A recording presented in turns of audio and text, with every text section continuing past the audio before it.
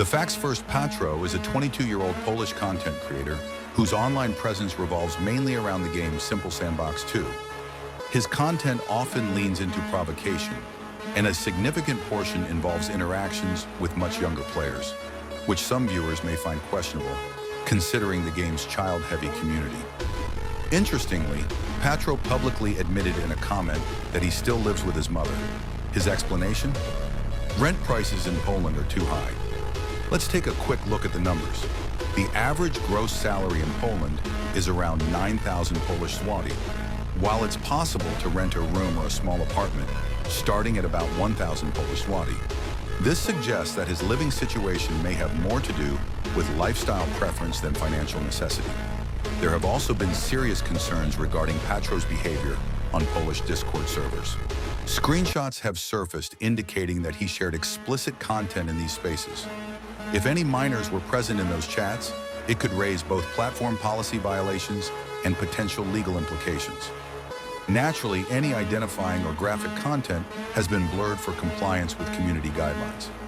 Additionally, it's worth noting that Patro only publishes videos during public holidays or weekends, suggesting an extremely tight connection to Simple Sandbox 2. While there's nothing inherently wrong with enjoying a game, it is unusual for an adult to invest so heavily in a title dominated by a younger player base. All of this paints a picture of a creator deeply immersed in a child-oriented game, who justifies his lack of independence with economic arguments that don't quite add up, while occasionally engaging in behavior that raises community concerns. Whether that's the kind of public figure to support, that's for the audience to decide. Since we've already discussed Patro 1's publicly acknowledged actions, it's time to move on to the controversy involving the Void clan. According to community accounts and available footage, the battles between Void and Patro were often one-sided. Patro was frequently overwhelmed by superior numbers and coordination. In SSB 2 matches, he created servers with limited slots and password protection, raising questions about his willingness to face open competition. His close associates, such as Toxic, reportedly played using safe mode, suggesting a cautious approach to gameplay. In his latest video, Patron showed a fight against a player named Bartosz, hosted on a 3-slot server where he teamed up 2 versus 1. Meanwhile, Void consistently held their battles on full 10-slot servers. The difference in transparency and fairness is hard to ignore. It's also worth mentioning that Yoda, the leader of Void, repeatedly invited Patro 1 to direct fair duels. Invitations that ended with Yoda being blocked without explanation. One has to wonder, why would a content creator who claims to have taken down the strongest clan of 2025 avoid facing them directly? Another controversial moment came when Patro included only a snippet of Void's announcement in his video, omitting crucial context, namely that Yoda is dealing with a serious eye condition. Using someone's misfortune selectively to support your content is ethically questionable at best. The facts remain. Void successfully competed against top-tier clans such as Nova Union, S4, and Einzen, even in extreme 40-hour-long wars.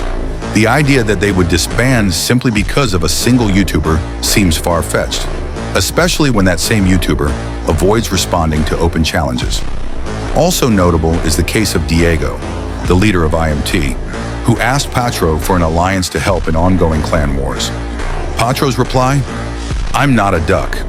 That sounded more like dodging responsibility than a tactical decision. The image Patro 1 paints of himself as a powerful and influential player doesn't always align with his actions when real challenges arise. That's why, at the end of this video, I'm making an official invitation to a fair, live battle in a series of live-stream duels. It's time to move from words to action. Let's now move on to the narrative presented by Patro 1, specifically to certain inconsistencies and oversimplifications that could be seen as manipulations of the facts. The first example is a clip from his latest video, in which he suggests that he was the main reason for the downfall of the Void clan. To provide proper context, which Patro 1 omits entirely, let's take a closer look at Void's actual situation and conflicts. Void was a Polish-run clan that had a long-standing alliance with SPRS, structured somewhat like a union but operating on two separate servers. The clan had around 300 members, with over half of them active during activity tests. Void was engaged in major wars against clans like NU, GSSS, S4, LRN, Chin, ID, CCO, 69, and many smaller ones. It had over 40 regiments, including one called Honor, and alliances with AVS and ER. They were also a key force in the Ares Union, which included our 4666, SPRS, AVS, ED, and Void, with Void representing the majority. Their battles typically lasted between 5 and 8 hours, with the longest one reaching 40 hours. In comparison, the entire history of conflicts with Patro 1 included only 3 battles over the course of a month, each lasting around 2 hours. The idea that such a large and organized clan shut down because of one YouTuber seems highly unlikely, especially considering that Void's leader, Yoda, publicly stated the real reason: serious eye problems that made it impossible for him to continue managing the clan. Running a group of this size requires significant leadership and experience, and not everyone is capable of continuing such an era at the same level. After Yoda's departure, no clear successor emerged who could maintain Void's dominance. The second questionable narrative involves Patro 1's repeated denial of cheating accusations and his tendency to respond with hostility when questioned about it. Instead of giving clear, calm answers, he often resorts to personal attacks or mocking language. This doesn't build trust, especially in a community where fair play and transparency are taken seriously. Patro 1 frequently speaks about maturity and superiority over his opponents, calling them mentally 10-year-olds. Yet, his reactions to criticism, like blocking comments or lashing out with personal insults, can come off as emotionally charged and lacking the composure one might expect from someone who claims moral and intellectual high ground. There are more questionable claims and manipulations from Patro 1, and if he chooses to respond to this video, we'll be ready to address those points in future recordings. To sum it up, I'll leave it to you to decide what kind of creator Patro really is.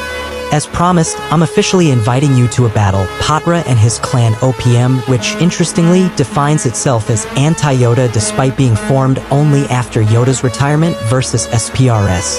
As a reminder, SPRS merged with Void, so considering your public accusations under one of the videos about them using safe mode, this seems like a good opportunity to settle things in the arena rather than in the comments.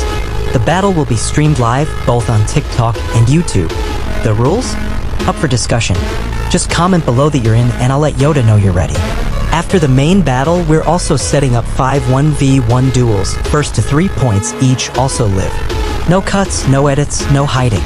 If you truly are as great of a player as you claim to be, consider this your invitation. A 1v1 duel is the most honorable and fair form of competition. No excuses. We're offering clear terms, full transparency, and an open confrontation so everyone can witness actual skill, unfiltered and unedited. And just so you know, any further provocation on your part will only deepen this conflict. So maybe it's time to stop spreading false stories about Void shutting down, especially since you're not even close to the level of the player who once ranked top 50 in Void's PvP rankings. Refusing this battle won't surprise us, but to many it might be a clear sign that behind the screen it's just a crafted image, not real power in the game.